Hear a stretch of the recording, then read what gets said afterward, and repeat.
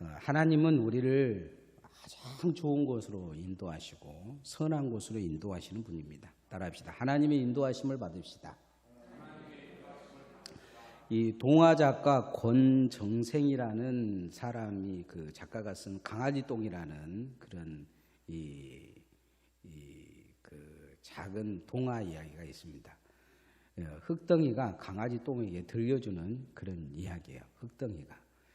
여러분 길 가다가 제일 더러운 게 뭡니까? 아마 개똥일 거예요. 개똥. 여러분 개똥 보면 받고 지나가는 사람이 있습니까?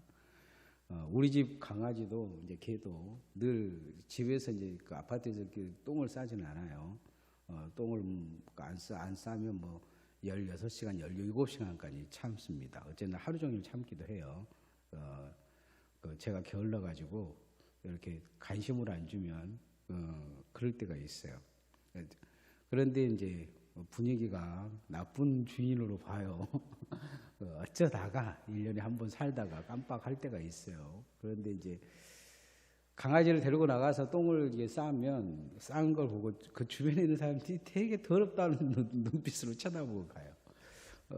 제가 치울 때 이제 처음에는 나무에 강아지 똥은 이렇게 보면 정말 더럽게 더러워요. 그죠? 근데 내 강아지가 똥쌍은 점점 강아지하고 살다 보니까 하나도 안 더러운 거예요. 강아지가 하나도 안 더러워요. 더 치울 수가 있는 것 같아요.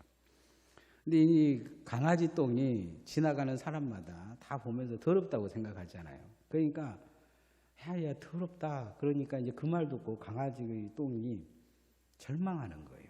자존감이 너무 낮아지는 거죠. 그런데 소달구지에서 이렇게 소달구지에 붙어 있는 그 흙덩어리가 딱 강아지 똥 옆에 떨어졌어요.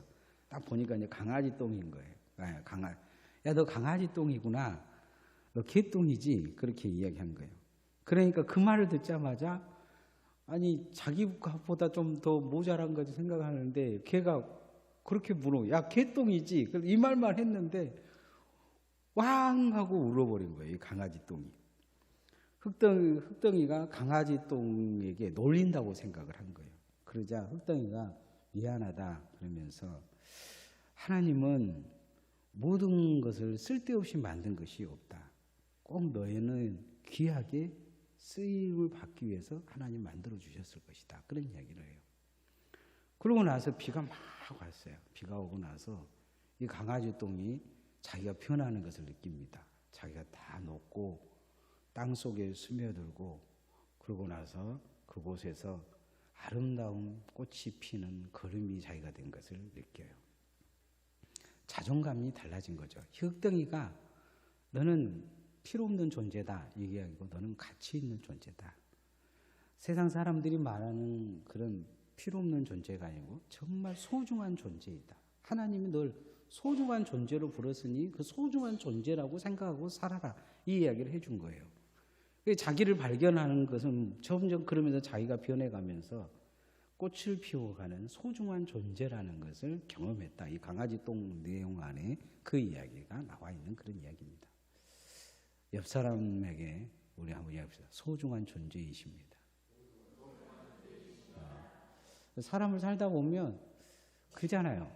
누가 나를 보면 그런 생각 들 때가 들지 않아요? 누군가 지나가면서 참 이렇게 괜찮게 보는 것보다는 약간 알로보고 깔보고 뭐 하면 그런 거 느끼면 자존감이 사라질 때가 있어요. 자존감이.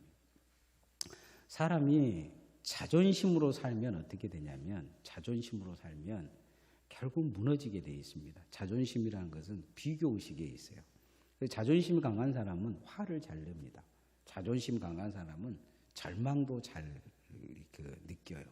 자존심이 강한 사람은 공동체에 들어와서 융합이 되지를 않습니다. 왜냐하면 자존심이 강하기 때문이에요. 내가 너한테 왜 굽혀?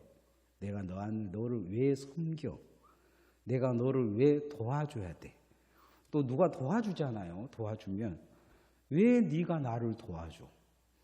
누가 인사를 하잖아요. 그러면 빳빳이 서가지고 네가 나한테 아쉬우니까 인사를 하지. 이게 이제 자존심이에요. 자존심.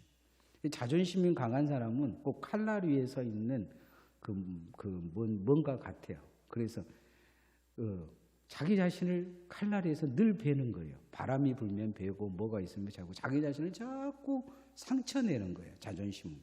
그래서 자존심에 스크래치 받았다는 사람이 있잖아요. 이 장애에 있는 분들을 도우신 분들이 제일 힘들어하는 게 뭐냐? 특히 이제 처녀 결혼하지 않는 젊은 처녀의 장애인들이 케어하신 분들이 있어요. 무의식 이제 못 움직이는 이분들을 케어하는 분들에 대해서 계속 전화를 구청에다 걸고 시청에다 걸고 그래가지고 바꿔달라 그러고 그런다는 거예요. 조금만 거서가면 그분들이 아무것도 하지 못하니까 속옷을 이렇게 가져다가 빨아주려고 하면 속옷 만졌다고 바꿔달라 그러고 그 여자분이 와서 도움는데 자존심만 남은 거죠. 자존감은 완전히 떨어져 버리고 이스라엘 백성들이 40년간 광야 생활하면서 처음에는 자존심도 없었어요. 근데 점점 이 사람들이 모세를 보면서 자존심이 생기기 시작해요. 모세 니까짓 게 뭐라고 우리에게 지도자가 돼가지고 이래라 저래라 하냐. 그러면 우리도 될 수 있다. 그리고 자존심 가지고 이제 싸우기 시작을 합니다. 그러다 하나님에게 계속 얻어 터져요. 40년간 다 죽어갑니다. 그러면서 한 가지 떨어진 게 있어요. 그 뭐냐면 자존감이 떨어져 버립니다. 너는 아무것도 아니다. 자존감이라는 건 뭐냐? 이 강아지 똥이 자기의 존재를 가치 있게 여기는 거예요. 하나님은 우리를 신앙생활 하는데 가치 없는 존재로 부르신 게 아니고 가치 없는 존재로 부르신 게 아니고 가치 있는 존재로 부르셨습니다. 그래서 한 사람을 왕 같은 제사장이라 거룩한 나라다. 그렇게 이야기하고 있어요. 그 한 사람이 이 대한민국과 같은 나라보다 더 거룩하다는 거예요. 여러분, 대한민국 한 사람보다 하나님 보기에는 여러분이 더 낫다는 거예요. 하나님의 거룩한 제사장이라고 이야기하는 것은 세상에 어떤 그런 뭔가를 씌우고 모델이나 왕이나 이런 사람보다 왕 같은 제사장은 세상의 대통령 한 사람보다 여러분이 더 낫다 하나님이 말씀하신 거예요. 그 자존감을 가지라 말씀하고 계셔요. 그 자존감을 회복하라. 여러분이 그 자존감을 회복해야 하나님을 따라갈 수 있어요. 광야에서 자존심이 있는 사람은 신앙생활을 못해요. 자존감을 가진 모세만 잘 따라간 거예요. 자존감을 가진.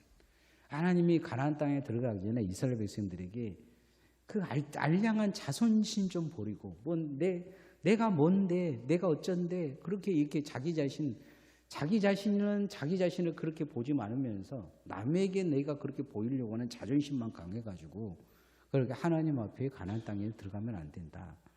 하나님이 그렇게 귀하게 보고 그렇게 생각하는 그 자존감을 키워라는 거예요. 자존감.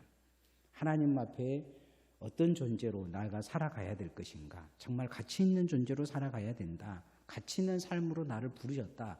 내가 그런 방향대로 내가 살아가기를 원한다. 그런 자존감을 이끄시는 하나님의 인도하심을 받으라 요구하고 있습니다. 첫점에 우리에게 자존감을 주신 하나님은 하나님의 기업으로 하나님의 몫으로 하나님의 선물로 살아라 말씀하십니다. 따라합시다. 이 땅에 하나님의 선물로 삽시다. 바보 빅터란 책이 있습니다. 영국 출신으로 맨사협회 회장을 지낸 사람이에요.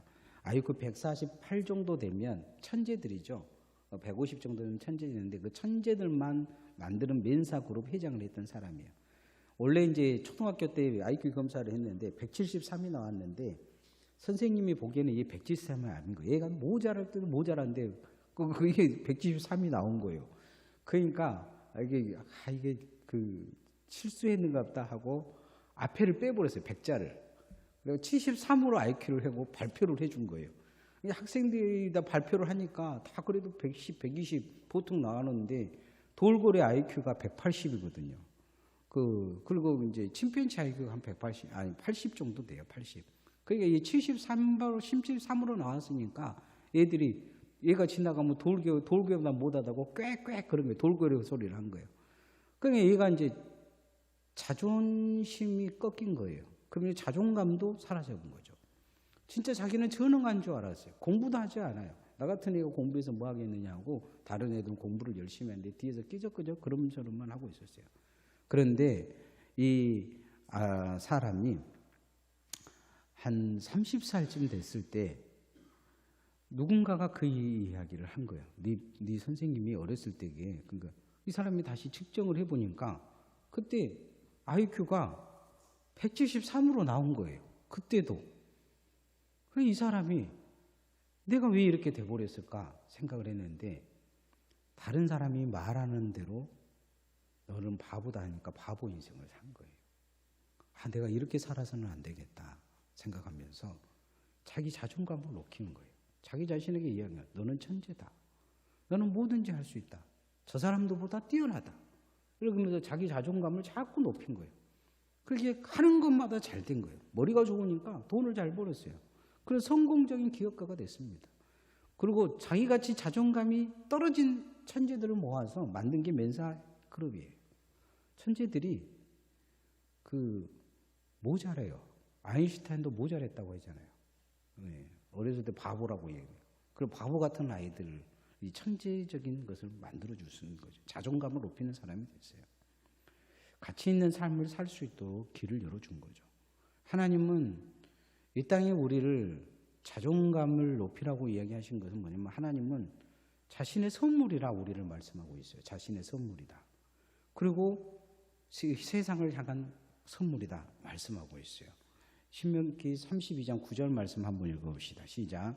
여호와의 분깃은 자기 백성이라 야곱은 그 택하신 기업이로다. 하나님의 분깃이라는 것은 하나님의 몫이라는 거예요. 다른 별로 보면 선물이라는 거예요. 하나님의 몫. 여러분에게 선물 잘 주지 않잖아요. 자기에게 선물 줘보신 분이 있어요? 저는 생일마다 가끔 새우깡도 사주고 나한테 그 짱구 있잖아요. 짱구 3,000원짜리 큰 거 있거든요. 그 짱구 제가 잘 먹는데 우리 집사람은 절대 안 사주니까 나 혼자서 사가지고 혼자 우리 집사람 없을 때 서재에서 혼자 먹을 때가 있어요. 생일날 짱구 사가지고 누가 사준 선물보다 그게 좋아요. 나는 뭐 누가 막 뭘 사줘도 뭘 사줘도 뭐 그거 갖고 있겠어요. 근데 짱구는 맛있어요. 그렇다고 생일날 짱구 사주지 마세요. 그런데 이게 하나님의 선물이라는 거, 우리의 선물. 특별히 하나님에게 준 선물이라는 거예요, 인간은. 그래서 하나님이 우리를 지을 때 어떻게, 뭐 하라고 지으라고 하셨냐면, 옆에서 찬양하라고 우리를 지은 거예요. 하나님의 영광을 위해 살아라고. 하나님 보시기에 기쁘게 하기 위해서, 행복하기 위해서 우리를 만들어 놓으신 거죠. 우리가 자녀를 가질 때 선물이라 그러잖아. 왜냐하면 그 아이가 우리에게 행복을 가져다 주고 삶의 의미를 주기 때문에 하나님은 우리에게 그런 말씀을 하고 계신 거예요. 그런 존재가 되라고 이야기를 하고 계셔요. 그런 존재가. 그런 자존감을 가져라 요구하고 있는 거죠. 나 가진 재물 없으나 나 남은 가진 재물 없으나 나 남에게 있는 것 없으나 남에 있는 거 있으니. 오늘 찬양한 것 같은데 이 송명희 시인이 지은 찬양이죠. 그 어머니가 어려서부터 이 아이가 지나가면 사람들이 불쌍하다 어쩌다 하는데 이 아이에게 어머니가 계속 너는 가치 있다. 가치 있는 삶을 하나님이 부려. 너는 나의 선물이다. 자꾸 이야기를 해준 거예요. 이 송명희 시인이 그 고백을 한 거예요. 이건 하나님 앞에 내가 정말로 이 땅의 선물로 그렇게 내 부모에게 선물로 그렇게 나를 세상 사람들은 보잘것없다고 하지만 그러나 남이 없는 사랑을 받았다. 내 부모에게 선물이 되어져서 또 내가 좋은 부모를 만나서 선물을 받아서 하나님의 선물로 내가 살 수 있다.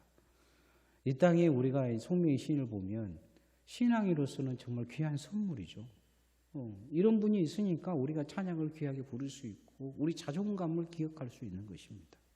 하나님이 우리가 그런 존재가 되기를 원하고 계시죠. 여러분이 그런 하나님의 선물로 사시기를 소원합니다. 하나님의 선물로. 그러기 위해서는 내 자존감을 높여야 돼요. 내 자존감. 자존심을 높이지 말고.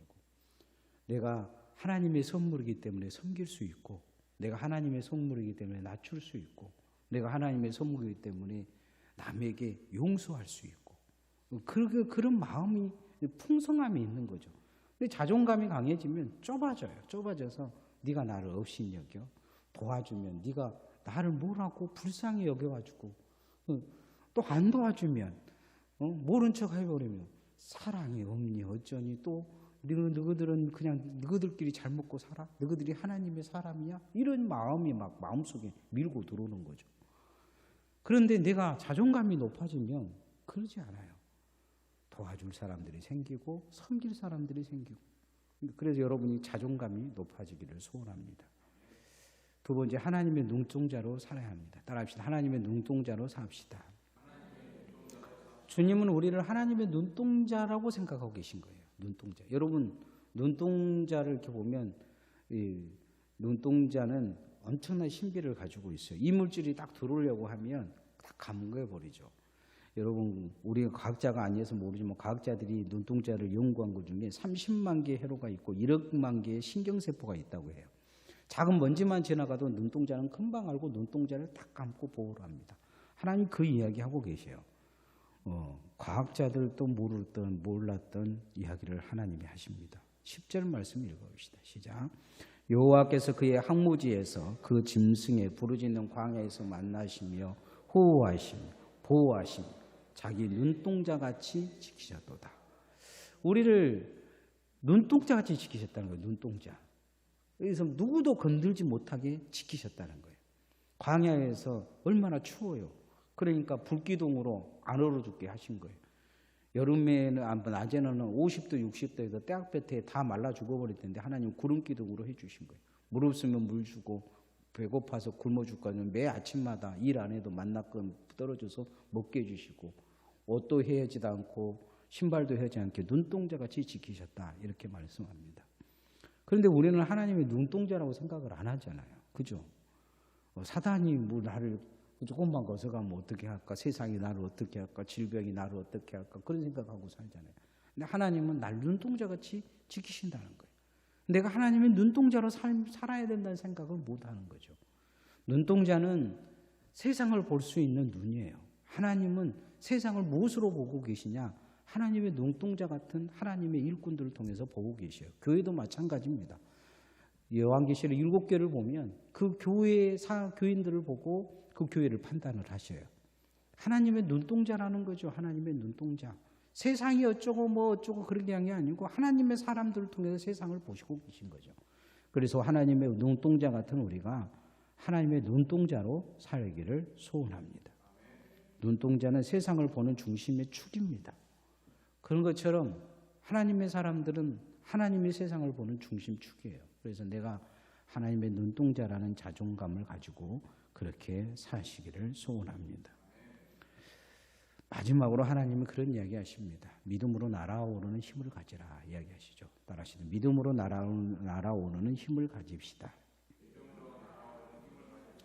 독수리가 둥지를 틀 때 절벽에 튼다 그래요. 그리고는 그 절벽에 둥지 만들 때 아무거나 한 것이 아니고 아주 날카로운 가시 있는 나무들만 갖다가 둥지를 튼다고 합니다. 그리고 그 둥지에다가 이제 푹신한 그 자기가 이제 비둘기를 잡아먹었든지 토끼를 잡아먹었든지 그런 거 잡아먹으면 그 털들을 가져다가 거기에다 이렇게 한다고요. 그러면 침뱉처럼 푹신할 거 아니에요. 그럼 거기다 알을 낳고 비둘기를 독수리를 깝니다. 그러면 이 독수리 새끼들이 이제 클 거 아니에요. 먹이를 막 주다가 이제 어느 정도 성장하면 그 독수리 그 둥지를 이제 막 흔들어 버린다고요. 막 흔들면 밑에 숨어 있는 가시가 이제 올라오기 시작한 거예요. 깃털은 막 다 퍼터져 버리고 그러고 나면 이제 이 둥지에가 가시만 남는 거죠. 가시만. 그러면 이 새끼들이 아플 거 아니에요. 아플 거. 막 움직이다가 아프니까 그냥 자동으로 그냥 둥지에서 딱 떨어지면 절벽 밑으로 떨어진다. 그 절벽 밑으로 안 떨어지기 위해서 태어나서 처음으로 날개를 펴고 퍼덕일 거 아니에요. 퍼덕 하다가 그래도 이제 못 나르니까 절벽에 탁 떨어질 때 되면 비둘기가 탁 치고 가서 자기 날개 위에 딱 얹어가지고 다시 하늘로 올라가도 둥지에다 딱 던져놓는다고. 그럼 둥지에 던져놓으면 또 막 따가울 거 아니에요. 그러니까 이제 그 이러나 저러나 뭐 불나면 창문 열고 뛰어내린 것처럼 죽을 줄 알면서도 뜨거운 거니까 뛰어내리고 뭐 아프니까 이제 절벽에서 뛰어내리는데 그렇게 또 날개를 펴고 또 날개를 펴고 다시 어미는 또 실어다가 그 둥지에다 집어 던지고 그 과정을 겪다 보면 어느 순간에 독수리가 바람을 타기 시작한다고 합니다. 날개를 퍼덕이기보다 쫙 펴면 바람을 타고 날아오른대요. 그 말씀을 이사야 40장 31절에 하나님 그런 말씀을 하십니다. 오직 여호와를 앙망하는 자는 새 힘을 얻으리니 독수리의 날개침에 올라갔을 것이요 다름질하여도 곤비치 아니하고 걸어가도 피곤치 아니하로다. 믿음의 날개, 이 하나님을 앙망하는 하나님을 바라보는 믿음의 날개를 쫙 펴면 새 힘을 얻을 거란 거예요. 믿음의 날개를 쫙 펴시기를 소원합니다. 그럼 독수리 날개침에 올라갔을 것이요 다른 박질해도 피곤하지 아니하고 곤비치 아니하고 걸어가도 피곤치 않을 것이다. 이사야 40장 31절에 말씀합니다. 오늘 그렇게 하나님은 우리를 떨어뜨렸다가 다시 세우시고 떨어뜨렸다가 다시 세우시고 신앙생활 하다 보면 절망도 있고 포기하고도 싶고 그러지만 자꾸 우리를 다시 떨어뜨리다가 다시 이 둥지에다가 고난의 둥지에다 놓고 또 떨어뜨리시고 다시 세우시고 그 역할을 지금 믿음의 날개를 펴라면서 하고 계신다는 거예요. 11절 말씀 읽어봅시다. 시작. 마치 독수리가 그 보금자리를 어지럽게 하며 그 새끼 위에 너풀거리며 그 날개를 펴서 새끼를 받으며 그 날개 위에 그것을 업은 것 같이. 주님이 이 말씀을 하신 것은 이제 믿음의 날개를 펼 때가 됐지 않느냐 하시는 말씀이에요. 자존감을 가지고 믿음의 날개를 펴라. 죽겠다고 막 어쩌다 하지 말고 지금 믿음의 날개를 펴면 날아올 수 있다.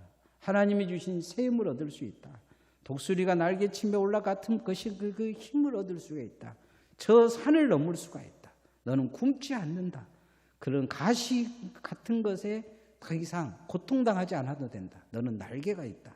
그 둥지에서 날아오를 수 있다. 이렇게 말씀하시는 거죠. 다른 박질하여도 곤비치 아니하고 걸어가도 피곤치 아니할 것이다.